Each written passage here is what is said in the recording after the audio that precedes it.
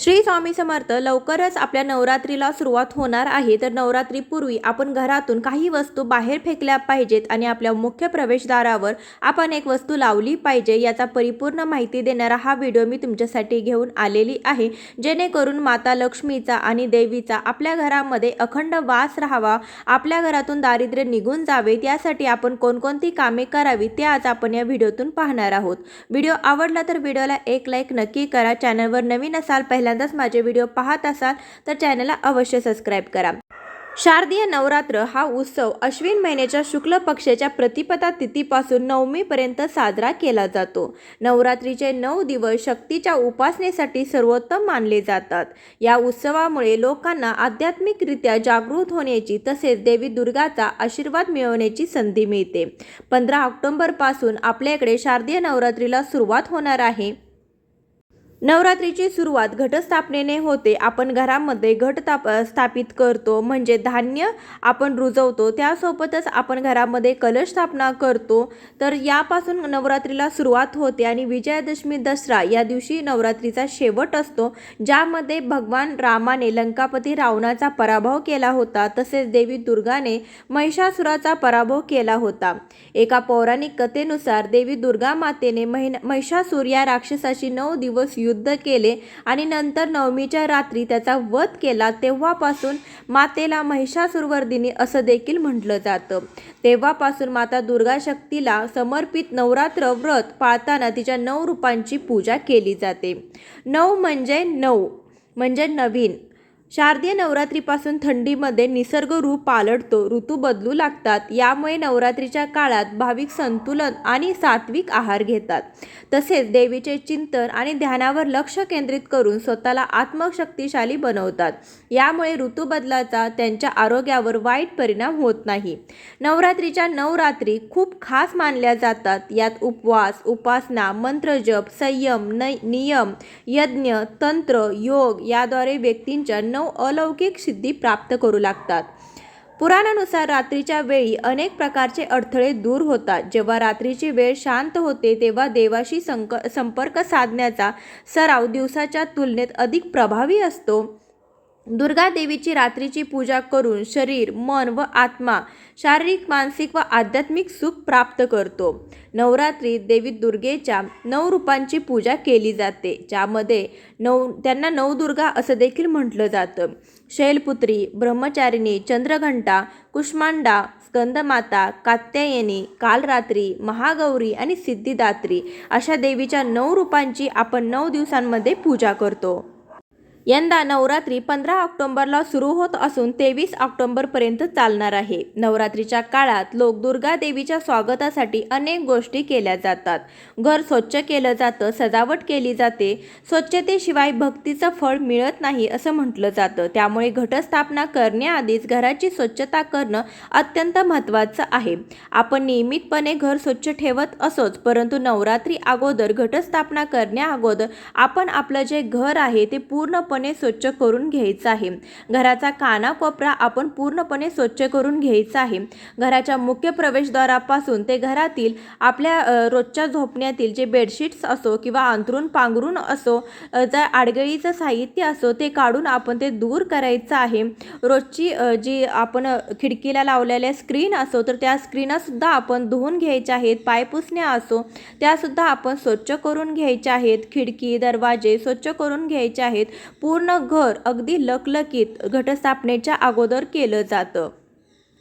नवरात्रीमध्ये देवी आपल्या घरामध्ये सूक्ष्म स्वरूपात वास करत असते. ती कोणत्या ना कोणत्या रूपामध्ये आपल्या घरामध्ये वास करत असते. त्यासाठी नवरात्रीमध्ये आपण जेव्हा घट बसवतो त्याच्या अगोदरच आपल्याला पूर्ण घर स्वच्छ करून घ्यायचं आहे.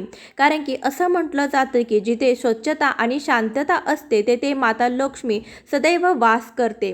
तर आपली जी देवी आहे, कुलदेवी आहे, तिचा आशीर्वाद आपल्या डोक्यावर अखंड राहावा यासाठी आपण आपलं घर पूर्णपणे स्वच्छ करून घ्यायचं आहे. त्यामध्ये आपलं देवघर असो किंवा घरातील कानाकोपरा असो आपण पूर्णपणे स्वच्छ करून घ्यायचं आहे. कारण की धुळीच्या स्वरूपात जी नकारात्मक ऊर्जा आपल्या घरामध्ये बसलेली असते ती आपण पूर्णपणे दूर करून घ्यायची आहे. घटस्थापना करण्याआधी घराची स्वच्छता करणं अत्यंत महत्त्वाचं आहे. नवरात्रीमध्ये साफसफाई करताना काही खास गोष्टी घरातून काढून टाकाव्यात. नवरात्रीच्या काळात या वस्तू घरात ठेवणं अशुभ मानलं जातं. नवरात्रीच्या काळामध्ये दुर्गा देवी तसेच आपली कुलदेवी तब्बल 9 दिवस भक्तांच्या घरामध्ये वास्तव्य करते. त्यासाठी देवीच्या स्वागतासाठी घर स्वच्छ करावं लागतं. घर स्वच्छ करत असताना आपण काही गोष्टी घरातून बाहेर फेकून द्यायला हव्यात. त्या अशा की आपण जेव्हा देवघर स्वच्छ करू तेव्हा देवघर स्वच्छ करत असताना आपल्याकडे असणारे जुने कुंकू किंवा आपल्याकडे असणारे अगरबत्तीचे बॉक्सेस असे आपली जी जुन्या वस्तू आहेत त्या जुन्या वस्तू आपण त्वरित बाहेर काढून टाकायच्या आहेत.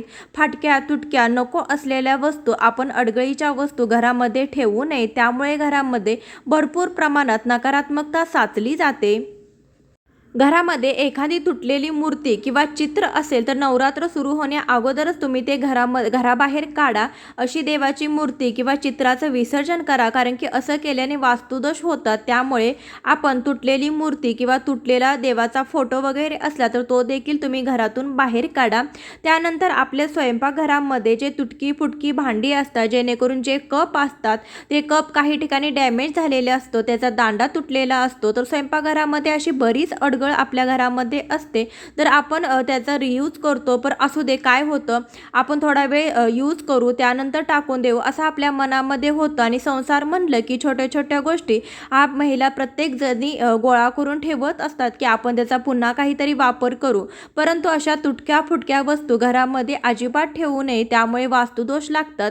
त्यामुळे घरामधील तुटके फुटके कप किंवा जी स्वयंपाकात जी तुटकी फुटकी जी भांडी वापरली जातात, जी नको असलेली जी भांडी आहेत आपण त्याचा असू दे पुन्हा उपयोग करू म्हणून जी वापरतो ती भांडी आपण नवरात्रीच्या अगोदरच घराबाहेर काढायची आहे. त्यानंतर आपण जे जुने झालेले कपडे आहेत, जे फाटलेले कपडे आहेत ते तुम्ही गरजूंना दान करू शकता. किंवा खूपच फाटलेले कपडे असतील तर ते तुम्ही टाकून द्या, कोणालाही न देता. तुम्ही जर दान करणार असाल तर ते कपडे नीटनेटके असावे व फाटलेले नसावे, कारण की ते दुसऱ्यांनी तर का घालावेत. म्हणून आपण दुसऱ्यांना देणाऱ्या वस्तू देखील आपण चांगल्या आहेत की नाहीत हे चेक करून तुम्ही देऊन टाका. त्यामुळे घरातील तुटलेले भांडी किंवा जुने वस्तू तुम्ही नक्कीच घराबाहेर काढा. त्यानंतर आपल्या घरामध्ये असतात ते चप्पल. तर पहिल्या काळामध्ये प्रत्येकाला एकच चप्पल असायची आणि ती चप्पल तुटेपर्यंत वापरली जायची. परंतु आजकाल सगळ्यांना डबल टिबल चपला असतात. तर आपल्या घरामध्ये असलेल्या फाटलेल्या चपला, बूट हे सुद्धा नवरात्रीच्या आधीच आपल्याला घरातून काढून टाकायचे आहेत, कारण की अशा वस्तू नकारात्मकता पसरवतात. त्यासाठी तुम्ही घरामध्ये असणारे जे तुटलेले फुटलेले जे बूट असतील, जुन्या चपला असतील, आपण त्या तशाच वापरत असतील तर ह्या चपला जुन्या ज्या चपला आहेत, बूट आहेत ते आपण नवरात्रीच्या अगोदरच घराबाहेर काढायचे आहेत. त्यासोबतच पूजेच्या खोलीमध्ये आपण जी शिळी फुले किंवा साहित्य घरामध्ये ठेवलेलं असेल ते देखील आपण घराबाहेर काढायचं आहे. त्यामुळे घरामध्ये नकारात्मक ऊर्जा साठते. त्यामुळे आपल्या घरामधलं जे जुनं साहित्य आहे ते पूर्णपणे घराबाहेर काढायचं आहे. त्यासोबतच घरामध्ये तुटलेलं घड्याळ असेल तर ते घराबाहेर फेकून द्या, कारण की घरामध्ये बंद घड्याळ असणं अशुभ मानलं जातं आणि ते प्रगतीमध्ये अडथळा आणतं आणि वाईट वेळ देखील आणतं असं मानलं जातं. त्यामुळे घरामधली जुनी घड्याळं किंवा बंद पडलेली घड्याळं, तुटलेली घड्याळं आपण घराबाहेर काढायची आहेत.